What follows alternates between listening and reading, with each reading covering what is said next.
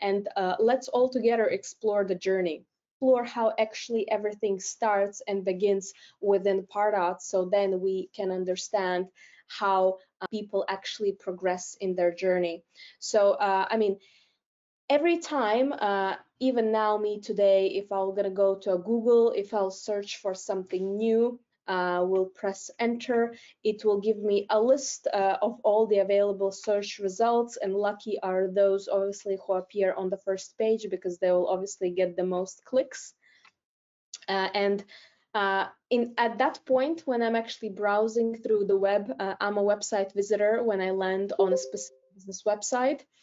And the only moment when I actually become a prospect in a Pardot's terminology is when I actually convert.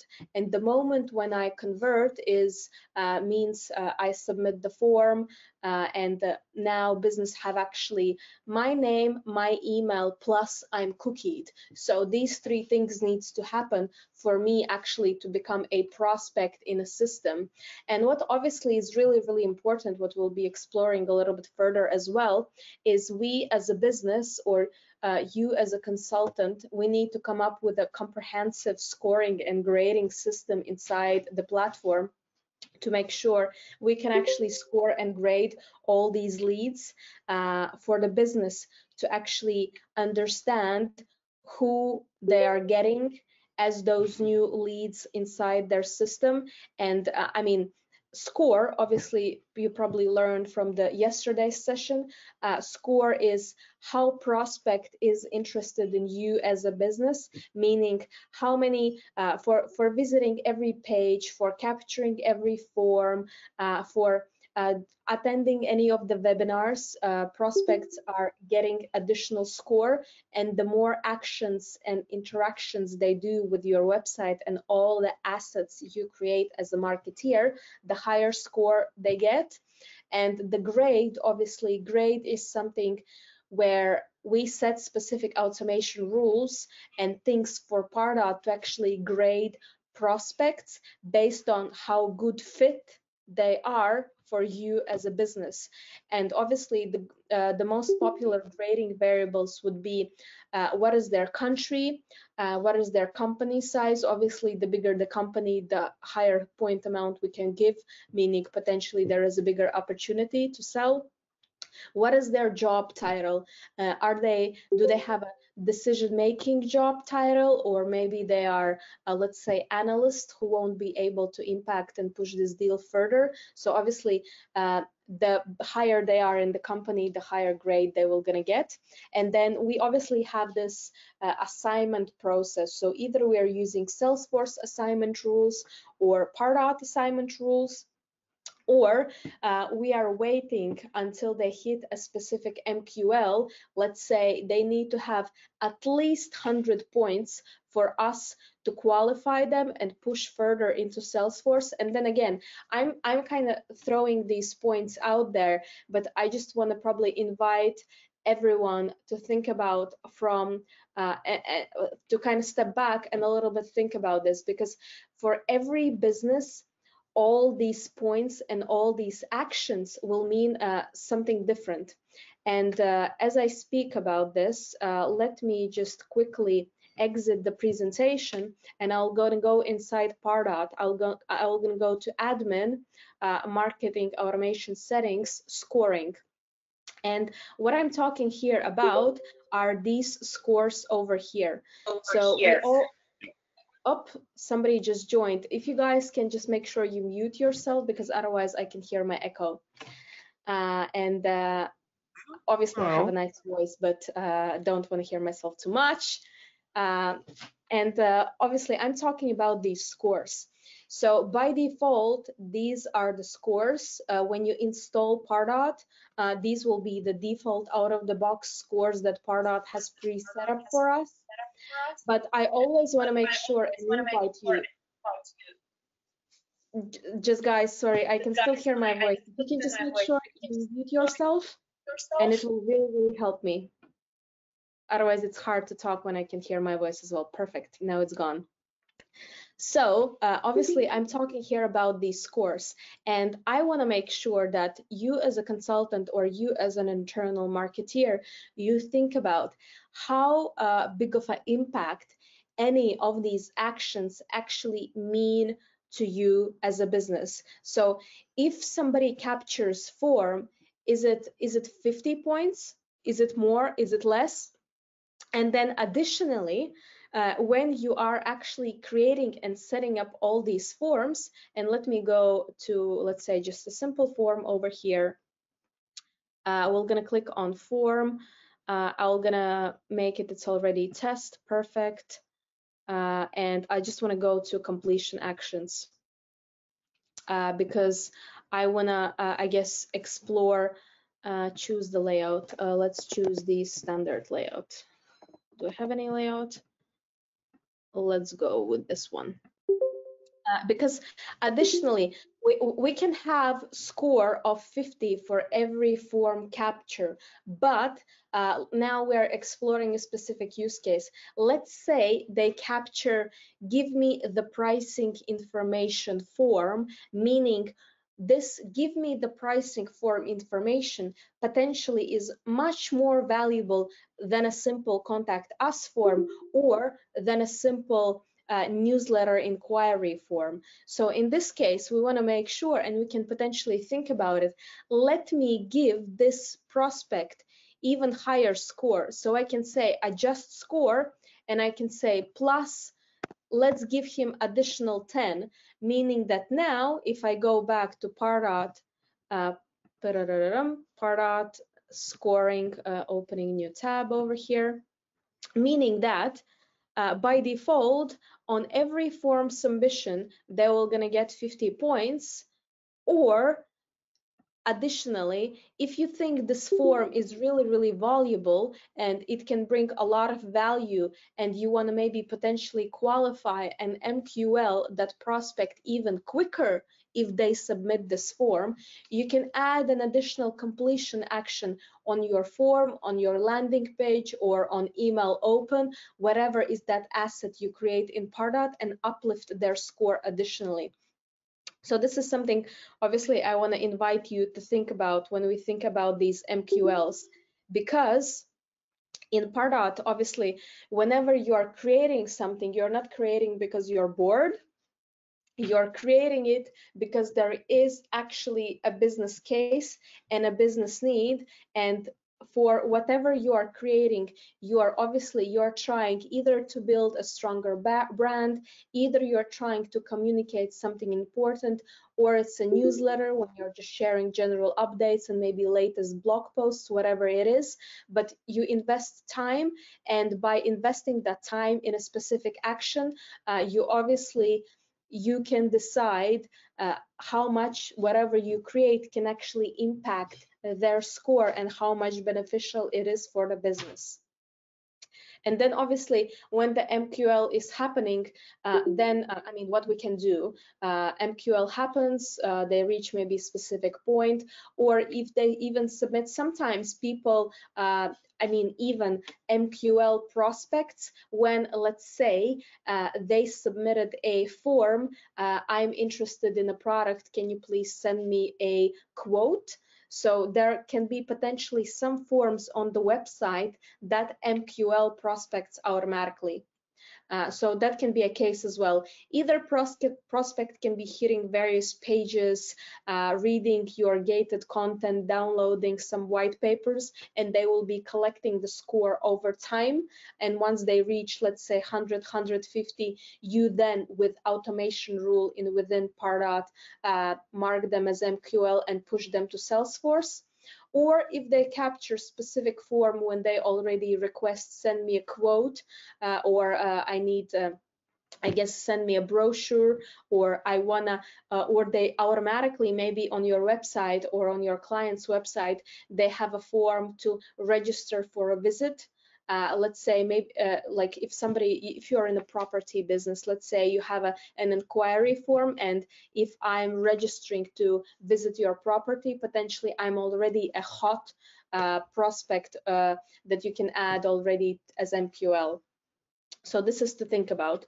And obviously, if all goes well, we all hope everything goes well, you can then convert them to a contact account and opportunity. So that's what I wanted to share about MQL. It's kind of straightforward, it's simple, but there needs to be a strategy. And I always, before you build something, I would advise you to build kind of a chart map and understand what are obviously all these flows and places where the prospect can come from, then understand how much do you think they need to do to become MQL for you, or what is that minimum viable they need to read or minimum viable they need to interact with to actually become MQL. Because what I want to I guess probably stress in this moment, we don't want to automatically push all prospects and convert them as leads in Salesforce. I mean, we can do that if it's a small business and the amount of new leads is small, but if we're talking about a large enterprise and they get around 500 to 1,000 new leads a day. Can you imagine 1,000 leads to just automatically ship to salespeople? I mean, this will end up in just kind of plain dumb sales calls, and I mean, people are gonna feel they're just being called just to be called rather than they actually are ready to convert. So that's why I always believe people need to still, I guess, be there and hence we have these I mean, marketing professions. We as marketeers, we need to work a little bit around these leads. We need to put them through nurture programs that we'll be looking in today, and get them marketing qualified ready.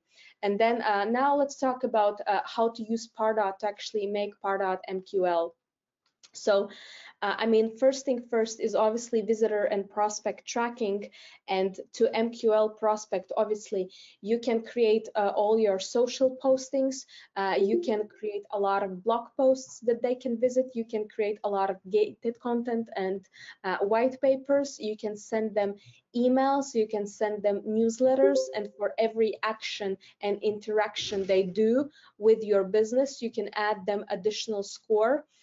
So that's one way of MQLing leads inside Pardot. And then obviously the lead score that we explored, and potentially you set some automation rules and some additional actions on your forms landing pages and link clicks to uplift their score if you need to. So prospect score is obviously, then as a business, obviously you need to, I mean, this is not a requirement for a quick implementation. This is something that business can do down the line, but developing and creating prospect grading based on their country, title, company size, general interests in the products, etc., can be really beneficial and helpful for the sales team to know who they are actually dealing with. And if they see a prospect like Samantha, who is vice president, works for LinkedIn, a large enterprise, maybe lives in a specific region, she's score A. Or maybe we can see here Tom, he's HR manager, and maybe he works for a smaller company. Maybe he's not as, hot of a lead for the business. So that's something that obviously if you are a business, you probably can understand what is your best customer profile and what is maybe least favorable. And based on these kind of features of your prospects, you can then build these grades and assign them automatically using automation rules. Then another thing how we can MQL people inside Pardot is obviously these progressive profiling forms. And we probably all know when we hit the website and when we see annoyingly big form that asks us to populate 8 or 9 fields, it's not very incentivizing and encouraging. So that's why I think for a simpler forms, I would probably advise people to just build like small forms, and then using the progressive profiling functionality inside Pardot, every time they would be submitting more and more forms inside the system, you could be asking them new fields because you already have answers to the previous fields. Now it's a chance for you to ask them to capture and populate new fields with new information you still don't know. So the more valuable data you have, the higher score you will potentially be getting. Obviously, A, because they will be submitting new forms, and B, maybe they will submit a very valuable information that can automatically make them MQL based on your grade, etc., etc. Then the next, I mean, how we can MQL leads faster is obviously, and this is very, very important. I think some people, they still underestimate the importance of social present and producing content, because I mean, I can tell you from even my personal experience, the more content we started to create as a business, the more visitors we had on our website, and the more new leads we attracted. Because I mean, if business lands on the website and they see, oh, these guys are writing about all of these topics, meaning they're an expert. Oh, these guys are offering all these different services. Oh, these guys are present on all these various social media platforms, and they actually had I mean, last interactions in the last days. That means it's hot, they're working, they're there, let me email them, let me ask the question. So that's why I think every business, no matter big or small, and probably even pressure bigger on the small businesses that don't have a strong brand reputation, I would always highly advise to put a lot of effort on creating content and giving a lot of free information. Because a lot of problems that we can now, I mean, I don't want to say nothing is a problem in this world, but I mean, what I see a lot is that I mean, businesses, every time they post something, they're trying to make a sales pitch. And I think, I mean, and we can probably all judge and come from our personal experience. Every time somebody is trying to sell to me something, I'm just getting annoyed, because I mean, I want to feel like a human, and actually I want to see that you are interested in me and you want to share with me something valuable, rather than straight away jumping on me and just trying to sell to me. So I think every time you actually create something, try to give value to your prospects and your clients as much as you can. Don't ask, because if you will be interesting enough, they will come to you. And I think this is kind of my approach with everything I do. I don't create something to post to sell. I create something to give value, because when I give value, people automatically turn to my side, if that makes sense. So that's, I mean, obviously creating a lot of interesting gated content, white papers, graphics, posting interesting stuff on social media, LinkedIn, creating blog posts, having guest posts. Nowadays, audio is really, really big. I mean, if you can jump still on a wagon of creating interesting podcasts, in creating interesting audio, that is a big thing, because we are all mobile, we're all on our phones, and as much information people can consume on you using this device over here, it will be really extremely beneficial. Because I mean, a lot of the business nowadays is done through the phone. So as much as we can give value through the phone, the bigger, in a better position we're gonna be. And obviously now we got to the point of the engagement program, and the engagement program is probably one of the strongest features of Pardot. I really like it a lot. There are, I mean, a lot of probably points where it can go wrong if you don't know how to use it, or if you don't know how to properly test it. But luckily now Pardot even has now automatic engagement studio testing functionality. That you can use and benefit a lot from it, because it will allow you to go through all the test scenarios before you launch the engagement program. And let me jump into, I guess, a quick example before I go into the scenarios. I have here two picks that I want to share with you. So in Engagement Studio, we have opportunity to have all these I guess three different actions, like three different I guess tools that we can apply. So either we can make an action within the engagement program. And as I speak about it, I'm gonna jump inside Pardot, and I'm gonna be showing you all the actions that we have there. So if I go to marketing, if I go to engagement studio, and if I click on this one sample that I have over here, a sample engagement program, and Pardot slowly loads. So this is just a sample that I have over here. It's a little bit big one, but I mean, we can get really creative with all the engagements that we do. So here in Pardot, obviously, first that we can apply and create our actions. Actions. So, and what we can do within the engagement studio. So if I'm gonna make this a little bit bigger. So if prospect does something specific, we can add them to the list.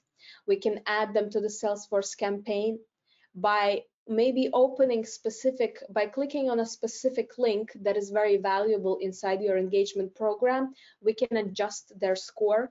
We can maybe apply a tag, and with tags, it's actually a really cool thing. So sometimes businesses, they have programs that can I mean, basically impact one another, meaning that you can potentially have 3 programs, but you want to make sure prospect is only on one of these 3 programs and not on 3 at the same time. So what you can do, when prospect actually enters the program, you can apply a tag, entered program 1, and then in all the other 2 programs, you can add a suppression list in the program saying, if prospect has tag program number 1, don't add them to program number 2. So this is the moment where the tags can be really, really beneficial, as well as every time somebody downloads a specific gated content, I personally like to add a tag that they have downloaded this content, because then I can create a dynamic list inside Pardot that looks up and filters for specific prospects that have specific tag applied. So then I can further nurture them based on specific assets that they have read or seen before. So it can be really, really powerful. And then obviously you can assign prospect to a specific group. You can add to a Salesforce queue. You can assign to a user.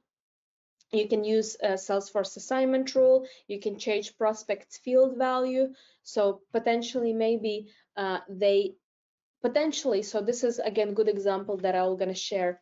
Let's imagine you have email template that has 3 buttons.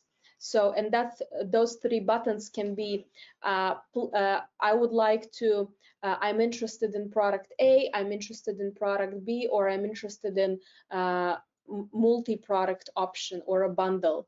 So maybe behind this field there is actually like a multi-select pick list or a pick list, a field that you have, and if they press on one of these buttons, you can push a field update to the prospect, and then potentially, I mean, this will give you a signal that you now know that you can further nourish them about that specific product that they specified they're interested the most from your email template and from the button that they clicked on it. So obviously you can be very creative and you can build really cool stuff. Then another thing is you can create a Salesforce task from within an engagement program. And this is probably similar example as previous. If you have a button in your email that says, I would like to request a salesperson to call me. If somebody presses on that link that is behind the button, you can automatically create a task in Salesforce for the sales team to call them up. You can notify user, you can remove them from the list. Let's say again, maybe you have a button that says, if you want to stop receiving emails from about this specific topic, meaning from this engagement program, you can, by pressing that button, we're going to remove you. So if they press that, it can automatically maybe remove them from a list that is used in this engagement program to actually send these emails in the first place. And then the same way, as I mentioned, in the beginning of the engagement program, you can add specific a tag when they enter the program, because you have maybe 2 other programs running in parallel. But then when they finish program 1, you can, the last action in that engagement program can be to remove that tag that you applied on the top. So you apply tag on the top, you remove that tag on the bottom, so then they can potentially enter the program number 2 or program number 3 that is running in parallel. So this is the moment where it can be extremely beneficial. And then obviously sending emails. I think most of the programs and majority of the actions that we see in the engagement programs is about sending these emails over here. And then obviously the second thing in the engagement programs are these triggers. So what did they did? Did they clicked on a custom redirect link? Did they clicked on a link in the email? Did they open email? Did they downloaded a file that you shared within that engagement program? Did they capture maybe specific form or form handler or a landing page? So these are all the triggers that can trigger something. And then last but not least is obviously these rules. So we can check where they assign to a Salesforce queue, where they assign to a user, did their grades change, should we add them to the list, should we add them to Pardot campaign, should we add them to the prospect field or a default field. Somebody is messaging me through LinkedIn. I'm not too sure. Somebody's messaging me. I thought maybe it's something very important, but it's not. So prospect email status, so we can change and check for the rules. Did they open email, not open email, where specific tag applied? So these are all the rules. So in these engagement programs, you can really build a very interesting, big and nice, whoopsie, really nice and big, I guess, master engagement programs that can be really interesting, and you can nurture your prospects in various different ways. And now I would like to explore a couple examples that I have prepared for this session. So first engagement program, obviously, that I want to talk about is the welcome journey. So I mean, obviously, probably from the label, you can see 3 programs that every business should have. And I strongly believe that every business should have a welcome journey, meaning every time somebody actually, and let's imagine, let's imagine and kind of compare your business or your client's business as a home. And let's imagine that's your home. So every time somebody actually is your guest and they come to visit me, they come to visit you, or client's client comes to visit them, basically, obviously, we want to be very friendly, and we want to share a lot of interesting information. And I mean, we want to, I guess, welcome all the people that come inside our business. So that's why every time somebody actually submits a contact us form, or they share a specific, I mean, request or desire to learn more about these projects, products or the services that you offer, I strongly believe we need to be very welcoming, and we need to put them into this welcome program, where we can obviously we can thank them by opting in our business. In our welcome program, in the first email, maybe we can add a dynamic content based on the geolocation, the country that they shared, where they live, or the interest, why they are getting in touch. So based on the, I guess I always say data is king. The better and the more valuable data we collect, the more specific we can be in our emails. So if our form has like 2-3 key elements that we capture, that will help us to choose and create and put them and basically add a specific dynamic content that will be really relevant. In that first email, we can already stand out in the prospect's eyes and share really something relevant. Then the second step that I would always advise to add in that welcome program will be, let's say maybe, and I'm coming back to that, giving as much value as we can as marketeers, and if we're consultants, when we are creating and proposing something to a brand. In the second email, let's send them best practices. Let's share some introductory blogs that describe more about our product or the service or our key values. Let's keep them educating. And then in the third email can be, let's share with them industry news, and maybe now this in the email journey that I was showing previously, let's give them an option to actually download a white paper or a content from within our email, and if they do, we can track that and act further based on what they actually downloaded by collecting that data. And then later, obviously, we can share a success story based on their, again, geolocation, their interest, or a type of a customer they are. And again, the more they will be interacting with all our emails, the more places they will be clicking on those emails, the more data points you can collect, and the more and more valuable you can become even in your welcome journey. And also, obviously, all these actions are cookied and tracked, and salespeople further down the line, when they become MQL, will be actually able to see all these points where prospect actually interacted with the business and what they were interested the most. And only as a last thing, I am adding here the, maybe share with them like exclusive offer, a promotion, or an opportunity to get in touch, or an opportunity to request a sales call, because we want to give them as much value as we can in the beginning.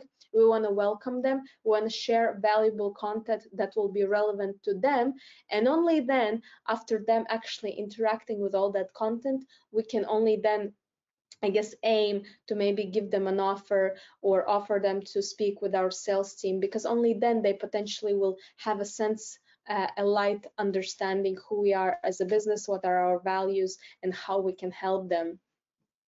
So that's journey number one.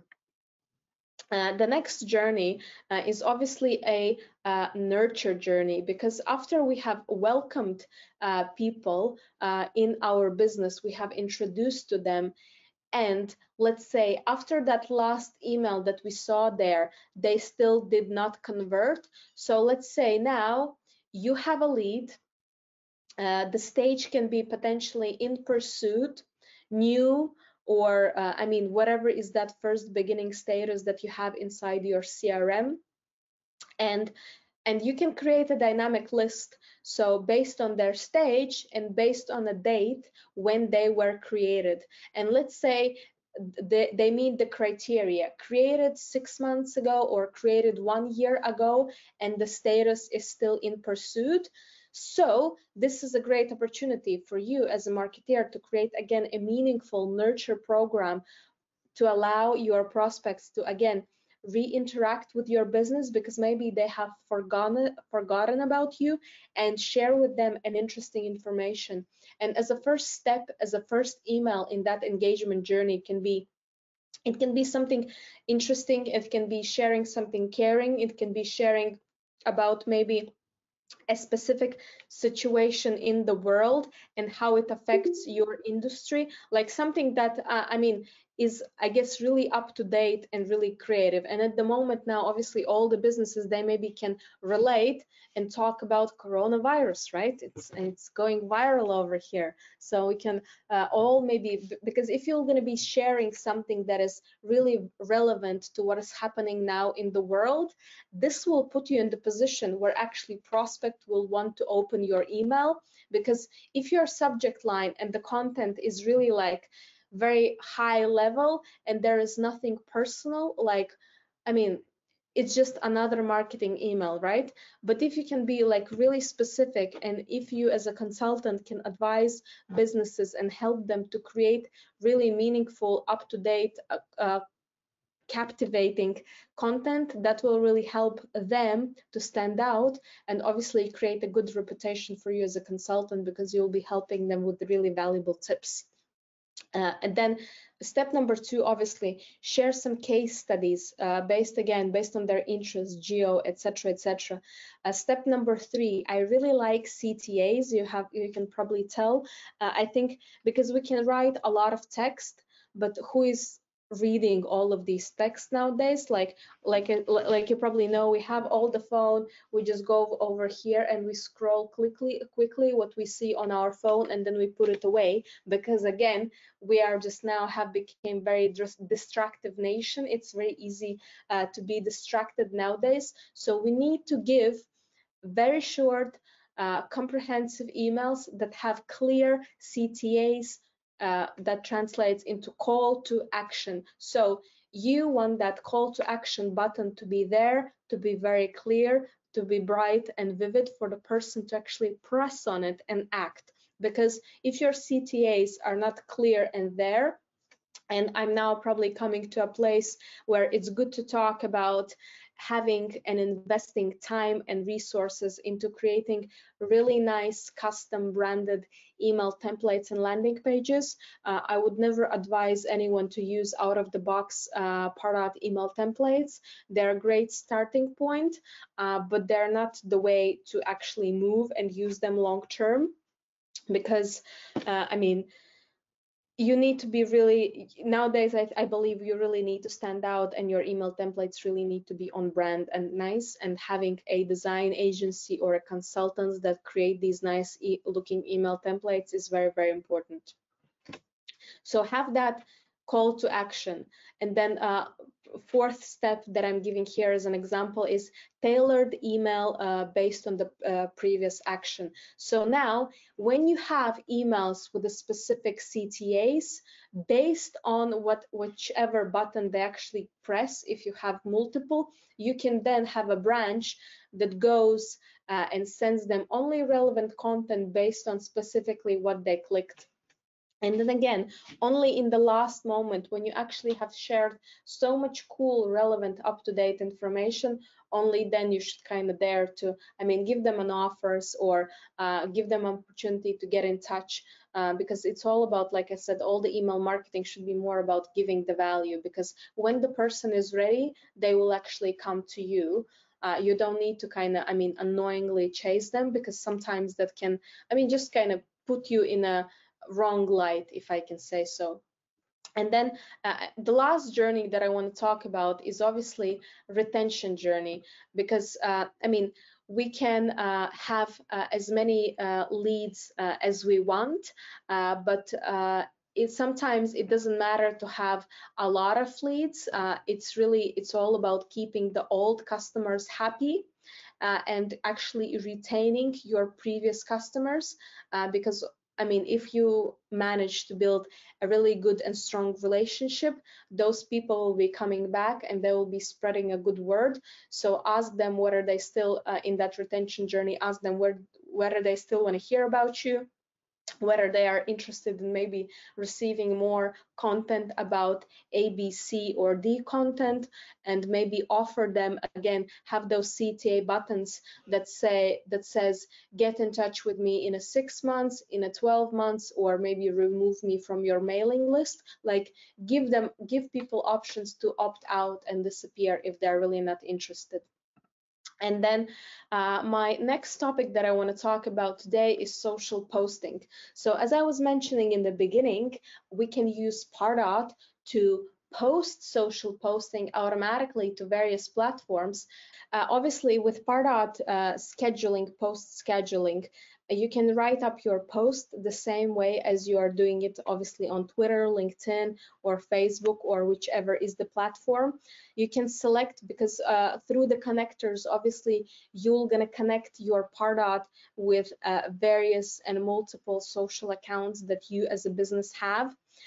Every post, I would highly advise to relate a specific marketing campaign, because you as a marketeer, you want to track all these campaigns, events, interactions you're posting online to make sure you can actually see and track your ROI, how many visitors, how many prospects interacted with your specific campaign, so you can then learn over time and understand what are the most beneficial things to post, what are the most beneficial events, trade shows, conferences that I attend that actually generate the most opportunities.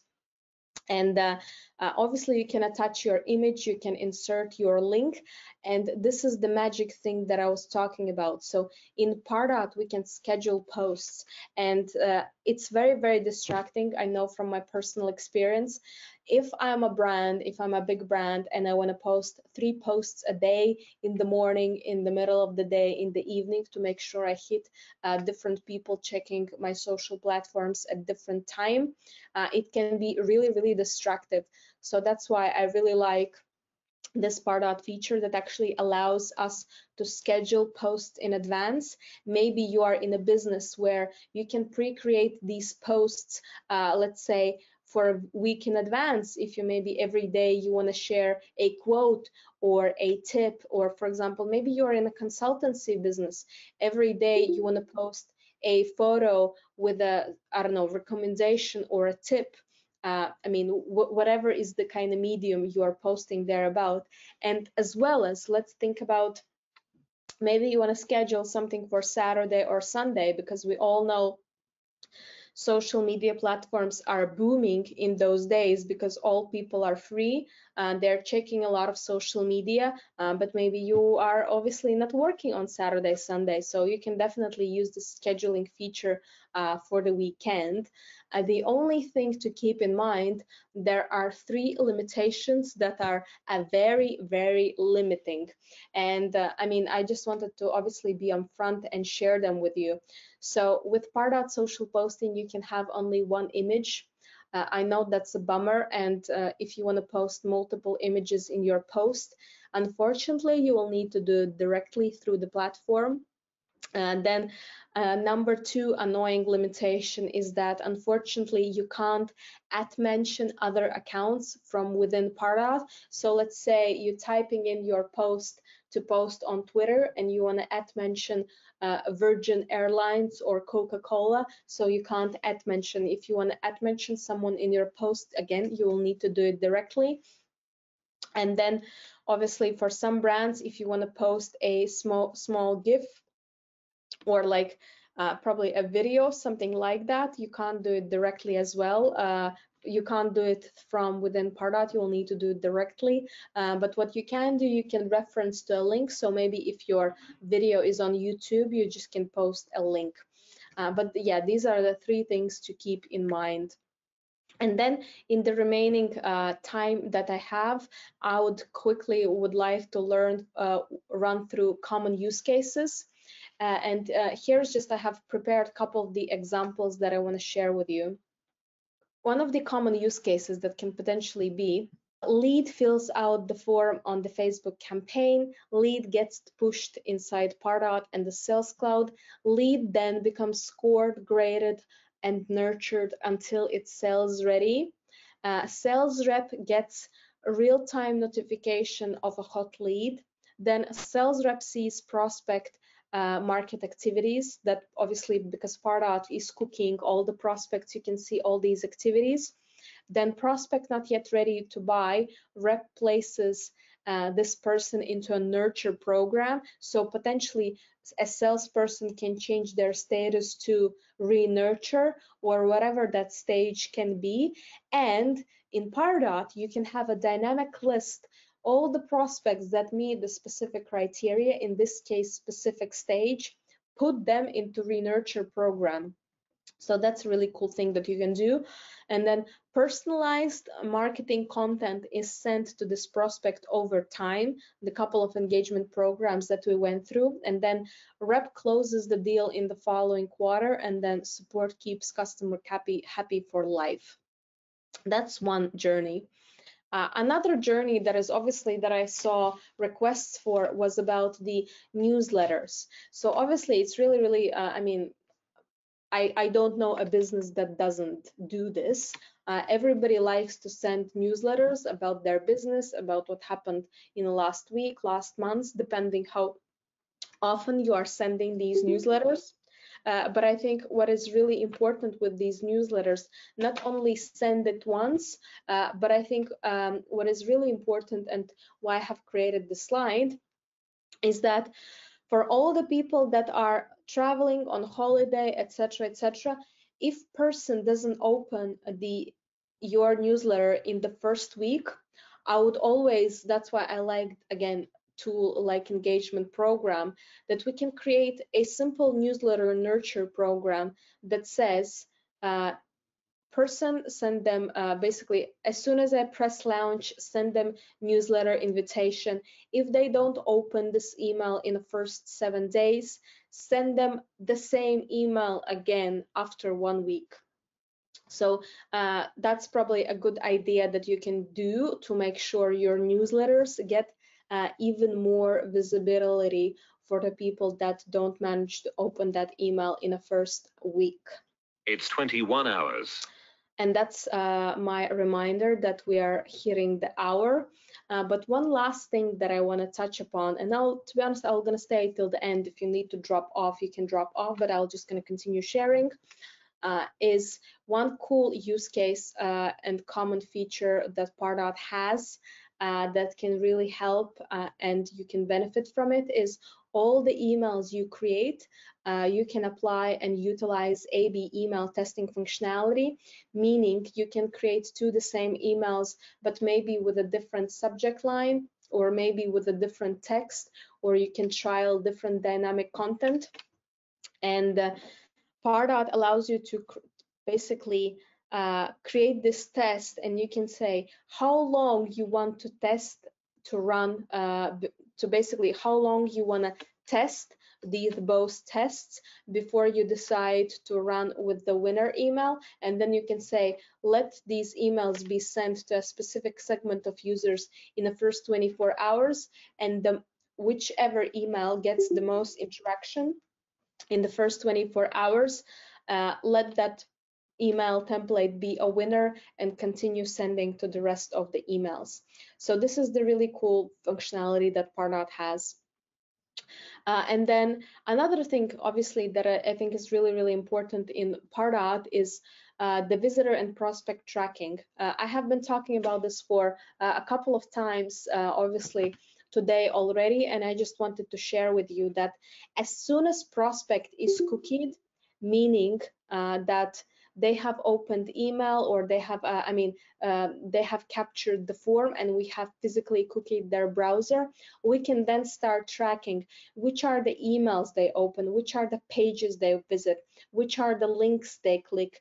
Do they come from Google natural search, or do they come from Google paid search? So this is a really valuable insight that Pardot is tracking for you, and you as a marketing team person, you as a consultant, you as a salesperson, you can see these things, what they are doing, and then you can further make smart decisions based on the prospect actions.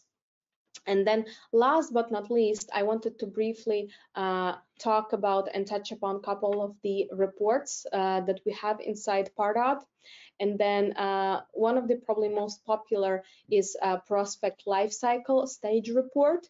So you can see here, based on how many prospects you have inside your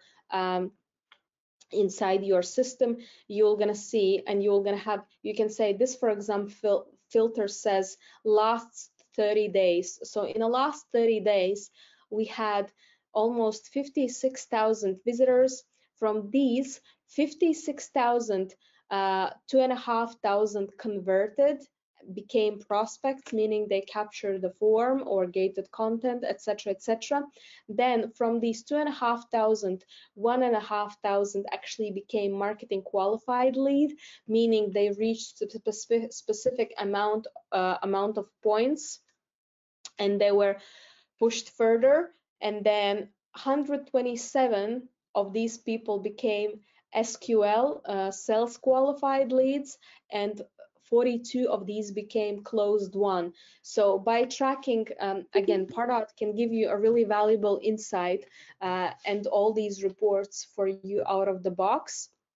And then another cool report that I really like is this email report that is basically giving you an insight into how many people your emails are actually delivered to, how many people open your HTML email, how many people click on your emails, what is the click-through rate, like do they click on the specific links you actually add in your emails.